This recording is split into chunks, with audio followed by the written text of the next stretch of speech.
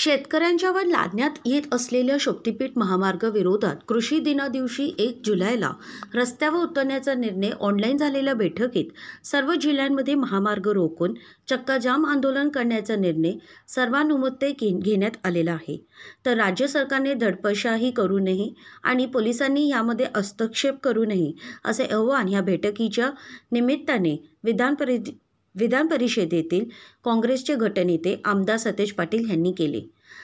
1000 कोटींची तरतूद केली आहे. भूस्खलनाच्या प्रक्रिया देखील सुरू करण्यात आलेली आहे. त्यामुळे शेतकऱ्यांचे उद्रेक असून गरज नसलेला शक्तीपीठ महामार्ग आमच्यावर लादू नका अशी तीव्र भावना ह्या बैठकीत शेतकऱ्यांनी व्यक्त केल्या.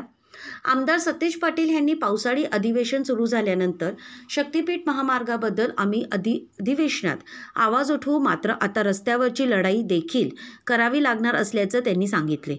शक्तीपीठ महामार्ग विरोधात आता जिल्ह्यात जाऊन जनजागृती करूया, शेतकऱ्यांच्या जमिनीची मोजणीची प्रक्रिया हाणून पाडूया.